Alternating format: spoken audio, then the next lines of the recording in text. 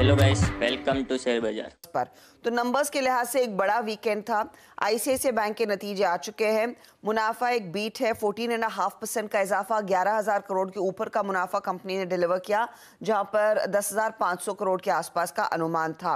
ब्याज से आय 7% बढ़कर आई है। ये इनफैक्ट हल्का सा मिस है, लेकिन आप इनलाइन कह सकते क्योंकि 19,579 करोड़ का अनुमान था, 19,553 करोड़ की डिलीवरी हुई है।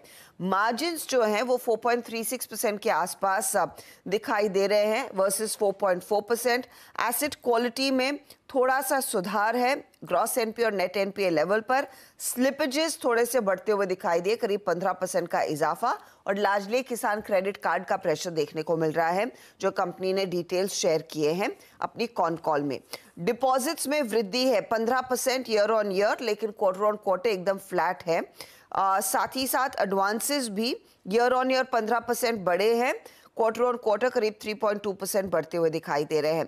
कंपनी कह रही है कि रिटेल लोन पोर्टफोलियो 17% बढ़ा है quarter on quarter.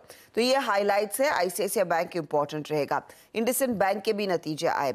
Net profit 2% बढ़ा है 2171 करोड़ पर, उम्मीद से कम है आंकड़ा। ब्याज से आय 11% बढ़कर आई है 5,408 करोड़, ये भी उम्मीद से कम है। ग्रॉस एनपीए 2% पर आया है। एसेट क्वालिटी में थोड़ी सी स्थिति बिगड़ रही है, वो चिंताजनक है। आई थिंक पहली दफा कंपनी का जीएनपीए हिस्ट्री में इतना बढ़ता हुआ दिखाई दिया है।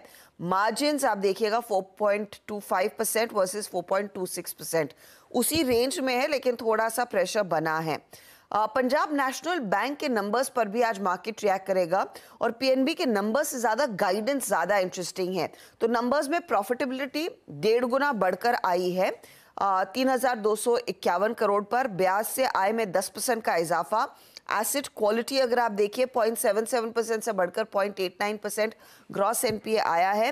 नेट एनपीए से कोई कंप्लेन नहीं है, 5% से कम है, वो बेहतर हुआ है।